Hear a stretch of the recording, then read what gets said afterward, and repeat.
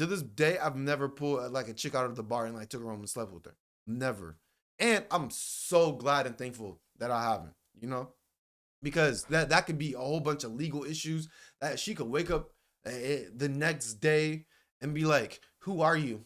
What am I doing here? Where am I? What did you do to me?" The title of this video is gonna be "Things I Regret Buying in My 20s."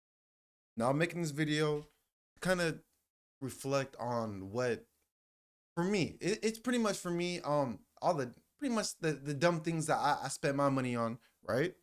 That I regret doing in my early 20s, uh, teenage years, that it may help someone who's watching this video. You know, it may help someone who's on the journey, who's 18, 19, 20, 21, 22, 23, right? And some of these feels like peer pressure and things where you're trying to fit in.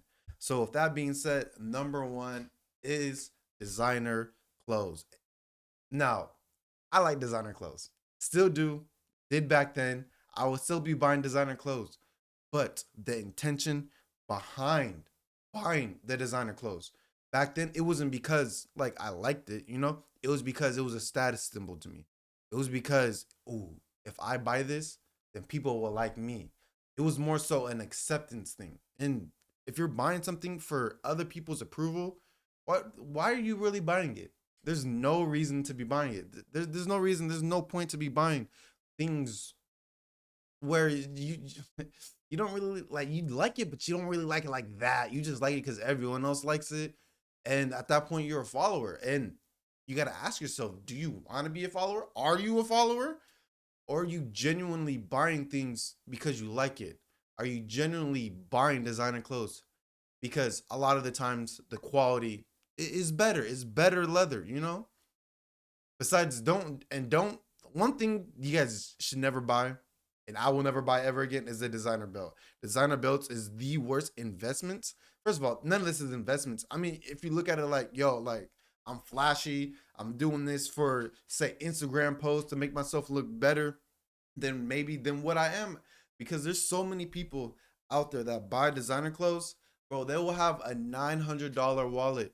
I have a Goyard wallet, a $900 wallet, and they'll have $50 in their bank account. Then why?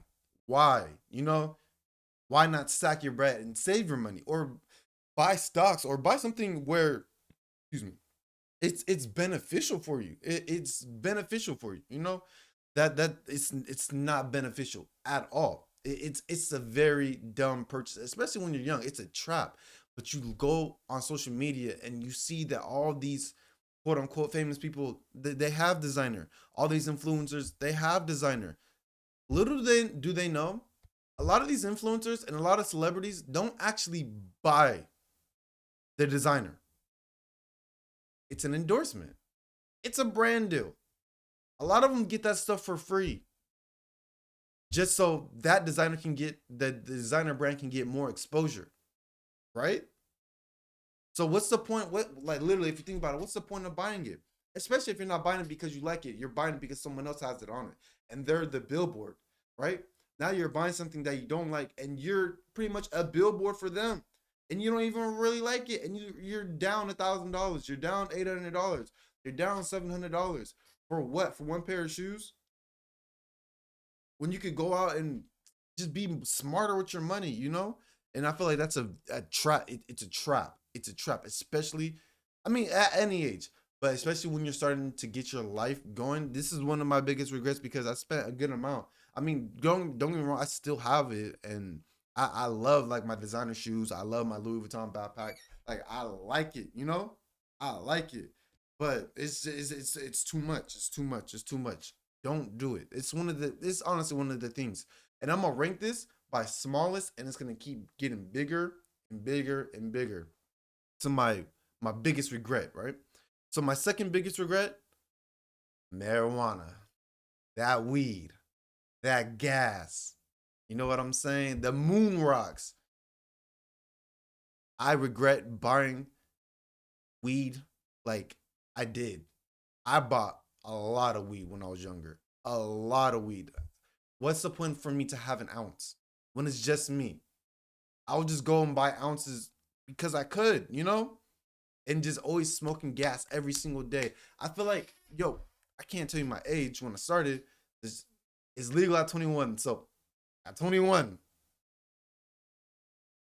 I would be, I would tell myself I gotta smoke 3 times a day. Like I'm telling myself I have to smoke 3 times a day. I'm trying to be Wiz Khalifa. I'm trying to be the next Snoop Dogg. I was literally smoking to once again trying to be like someone else. Once again, that's a theme that I just not thought of for myself. It's a trap, bro. And the thing about it, weed is, bro, like it literally scientifically it slows your brain down. Like it's cool when you're obviously legal, right? 21 and up. It's cool when you did a long, hard day of work. You're tired, you're exhausted, and you just kind of want to just hit a joint, you know what I'm saying? Once or twice, puff it up, right? To relax after you did everything that you needed to do throughout the entire day. Me, I was doing the opposite. I would smoke first and then go to work and then do things that I needed to do because I felt like I needed to do it, right? It was like, I told myself, like, because I don't drink coffee. Shout out to Red Bull. But I don't drink coffee. So I would tell myself, this is my coffee. Because it would, like, if you know anything about marijuana, you smoke it, you get that dopamine hit, and it activates your brain. You know, so especially like if you're waking up, you do a wake and bake, your brain is, you know what I'm saying? Now it's the wheels are starting to turn, the cogs are starting to turn in your brain. For me at least, that's how it affected me. It affects everyone differently. Like, and don't get me wrong, like I'm a very, very, very functional weed head. I because I would smoke, I wouldn't just be like, bro, I'm not, man, fuck work. Let me get on 2K. Let me get on 2K all day. Like, that's not me. Like, I still needed to pay bills. I just like the way it made me feel. But I don't know, man. Just the amount, it was too much. And I was frying my brain. Bro, my memory was trash. It was awful. It was terrible. My brain was so slow. And then people would ask me something, and I'd be like, huh? What? Oh, and then, bro, the worst thing is like when I'm talking to someone and I say something that I'm not even thinking. I'll look at, okay, there's a speaker right there, a sound bar. I'll be like, yo, yeah, can you pass me the fork? I mean, sound bar. And I remember one time, I said that to someone. He was like, bro, that's not even close. How did your brain think of that? You're not even. It wasn't even the word like a fork, a sound bar. That's obviously an example, but I don't remember what it was. It was years ago. But the brain fog is so ridiculous, especially in the morning, bro. I had to start getting all my health shit. CoQ10, CoQ10, vitamins, you know what I'm saying? Just to regrow the gray matter back in my brain, just so I can have proper sentences. Bro, I'm a conversationalist. And that was like really messing me up. It was messing me up. It was too much. And you don't want to do that because the frontal lobe of your brain doesn't fully develop till you're 25. So people are really messing it up, especially this weed nowadays. The weed nowadays is potent. Bro, this shit is strong. It's too strong. It's too strong. Bro, this artificial weed that they got, especially at the dispensaries, what everyone calls the gas. Bro, that shit, bro, it is not, it's not regular weed. I'm trying to tell you, it's not. I'm from Washington State. We were the first, us in Colorado were the first state to legalize it. So you already know our weed is more advanced than their weed. Bro, I'm trying to tell you, they put all types of chemicals, they spray all types of things on the weed, and they're upcharging it like crazy. So the amount of money that I spent, like I do regret it. Like I don't regret some of the experiences, but I do regret the amount of weed that I've smoked throughout my life, especially when earlier because I could have saved that money. You know, kids, teenagers, young men, old men, whoever's watching this, save your money. Save your money. Save it. Save it. Don't listen to all these gurus talking about, oh yeah, if you have $3,000 in the bank, that should be that's a good egg nest. That's a good golden egg. You have 3 to 6 months of savings. Now, what do you need to do? Is you need to spend it all on stocks and crypto and investments. No, no. Before you do all that, I mean, sure, do a little investment here and there, but they be telling you to aggressively. They'll tell you to aggressively invest. Don't listen to those people. Don't listen to them. They're liars. I'm gonna keep it a buck. Yes, it's good to have stocks and investments, but bro, you need 10, 15, 20, 30, 40, 50,000, 100,000, $1 million in the 250,000. If you know, you know. Don't go over $250,000 in your bank account because anything after that, it's not covered by insurance, right? All right. But still, the weed, too much. Number 3, going out to the clubs slash bars for women. Now, a lot of experiences that I have, a lot of fun. A lot of fun. Going out to the club, going out to the bar, drinking a lot. But I was going for the wrong reasons. And I spent a lot of money going for the wrong reasons. And let me tell you something, and it's all about a mindset. For example, I'd go out to the bar, I'd go out to the club, and this is like early, like 21, 22, 23, trying to get that good, that mushy gushy, that punani woman. That's my, I'm going to the club to get women. I'm going to the bar to try and take a girl home with me. Now, imagine you go to the club, go to the bar, you put your nicest clothes on, spray yourself with cologne. Tss, tss, tss. You know what I'm saying? You put your flyest fit on. You go. You go, and you're supposedly having fun, but you're on the hunt. So you're talking to this girl. Then, if you know anything about clubs slash bars, you want to work one side of the room, and then you work the other side of the room. So if you talk to a girl on this side of the room, you don't talk to the girl right next to her, or 4 girls down. You go to literally the other side of the club slash bar, so you don't look thirsty, right?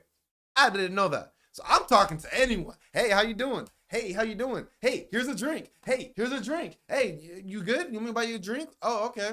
And 9 times out of 10, if I mean, it's different now. I mean, yeah, I look good, but back then, you know, so I got a patchy beard, and my beard stopped right here. I got the pork chops, sideburns, bro, and those people are just there to get free drinks because little do you know, most women, not most women, but a lot of women, they're broke too. So I'm trying to impress someone who's broke, but I think she looks good. So here's a drink. Oh, here, you want to take another shot? Here's another shot. Oh, you want to take another? Here's another shot. And bro, I've to this day I've never pulled a chick out of the club. To this day, I've never pulled like a chick out of the bar and like took her home and slept with her. Never.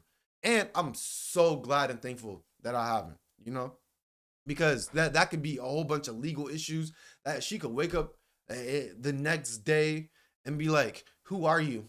What am I doing here? Where am I? What did you do to me?" And bro, your life is fucked for life. You're done for OV. So God was looking on me for that. All right. So that's what I regret. I regret going to the club. I regret going to the bar for the wrong intentions. Spending a lot of money on alcohol because man, them shots is expensive, bro. A bottle, bro, you could get like a $30. Say you go to Costco, you get a $30 Hennessy bottle. You know what I'm saying? An eighth, bro. At the club, that shit gonna be $500 for the bottle, the same exact bottle, bro. A Hennessy shot gonna be $15, $20, bro. I remember one time, I mean, I was pretty like messed up, but the homie was like, bro, always gotta have a drink in your hand. This man got another shot, asked for a chaser of Coke, and then gave me the chaser of Coke and said, "Here, hold this. Do not drink it. It makes it look like you got a drink. They're gonna flock to you." You know what I'm saying? And it's all about an image. It's all about a persona, but it's all based on fakeness. It's literally all based on fakeness. It's not real. It's not real. People are going to a club to spend hella money, to get drunk, to impress people they don't know in a dark room with playing loud music. If you think about a lot of the things that go on in clubs and bars, imagine if there was no darkness to it. bro, you would look like an idiot. You would look so stupid. People just getting drunk. Oh, people dancing all fuck. You know what I'm saying? Dancing all fucked up and shit. Like, think about it. It's a dumb concept. It's a smart concept for the club owners, obviously, because they're making hand over fist. They're making hella money. But for the consumer, it's dumb, bro. It's dumb. It's dumb. It's dumb. And most people go to the club with the intentions of like, as a man, because I'm a man, to try to like get women. Or bro, a lot of people go to the club, bro, just to fight. Bro, they just go just to fight because they're angry at life. Bro, that's why I don't be going to no hood spots. Literally, I go to no hood spots, you know, because niggas be toting that pistol, bro. I, Whoa, Jamal, put down the 9 type shit. Like, bro, like, there's a bunch of women around here. Why are you trying to fight? And growing up, people think that if I'm stronger than you, then the woman will get me. The woman will choose me over you. And I look cool because I beat someone up. Bro, no, you don't look cool. I'm sorry to tell you this. Whoever, bro, if you have problems or anything like that, you shouldn't be drinking in the first place.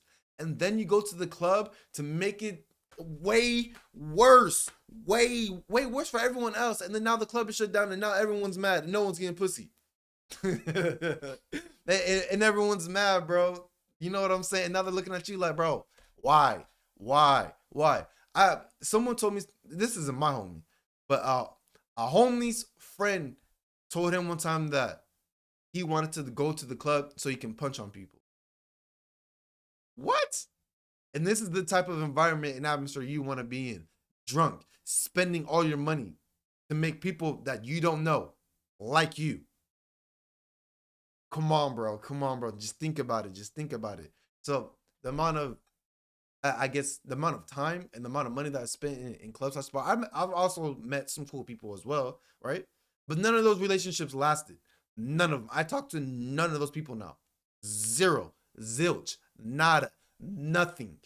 So, you know, like, it's temporary fun, you know. And then also, when you go to the club to spend all your money, bro, you start to see the same faces.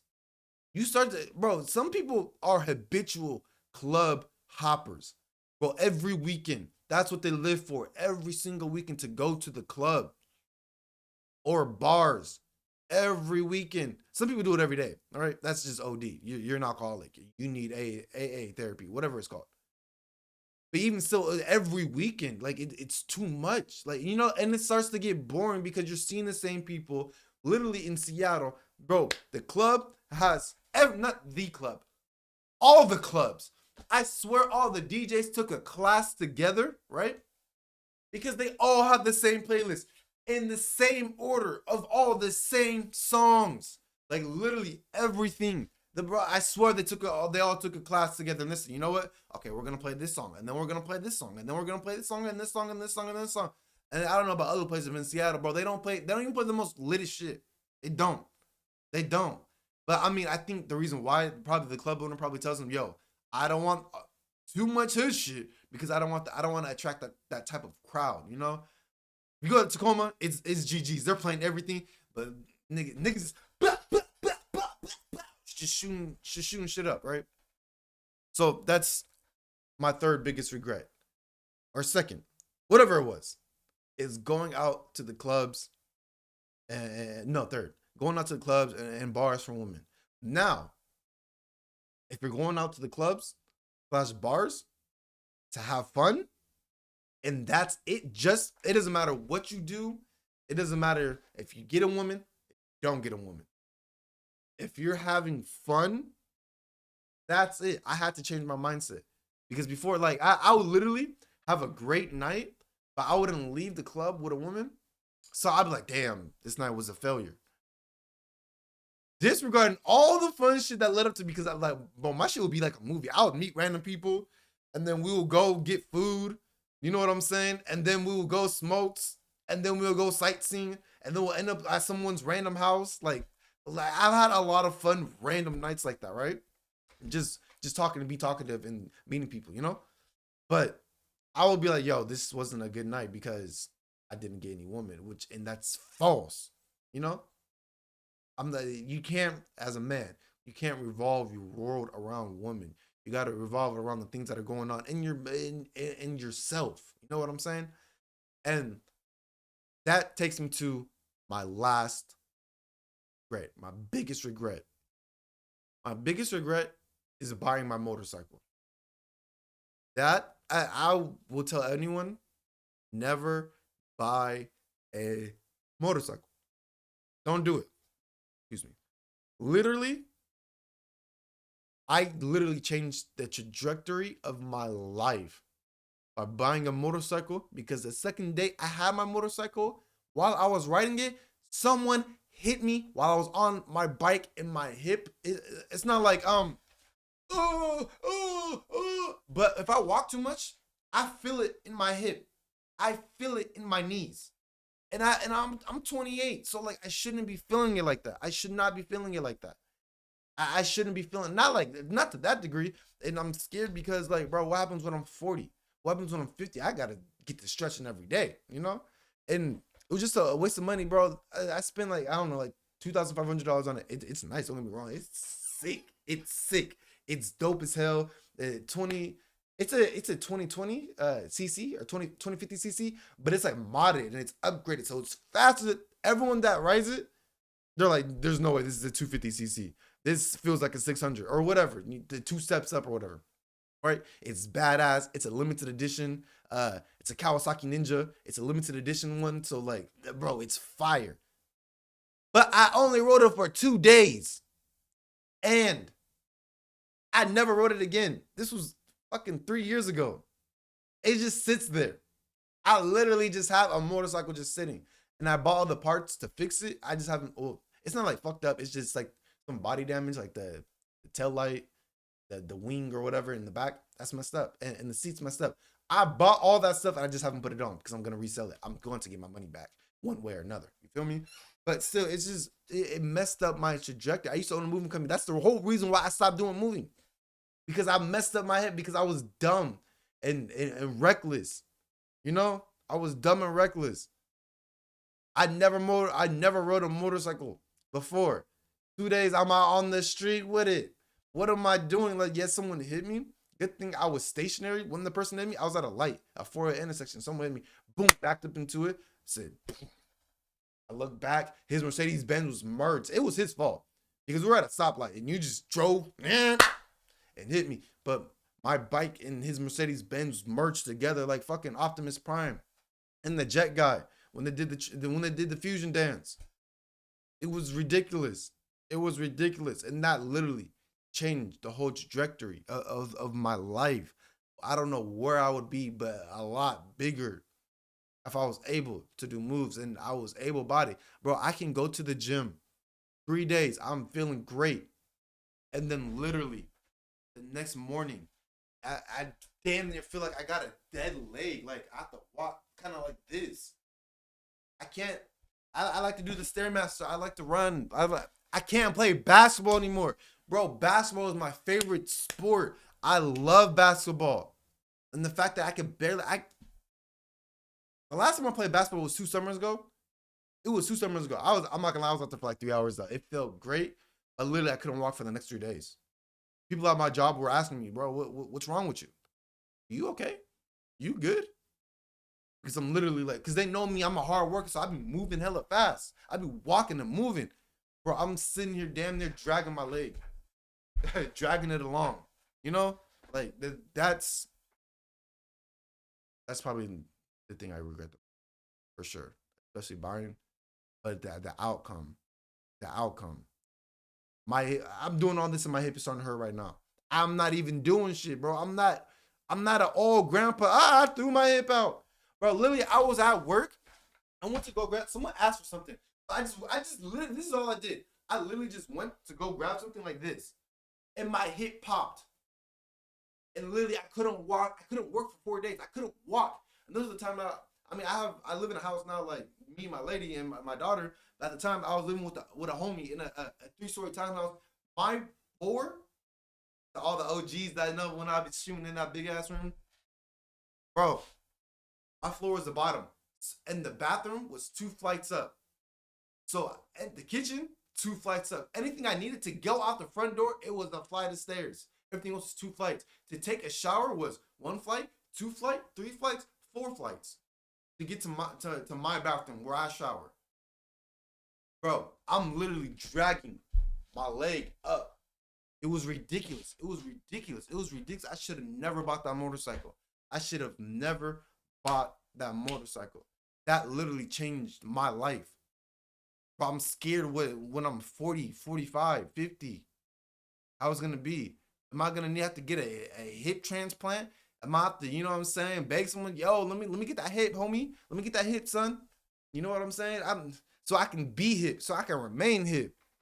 It's all bad.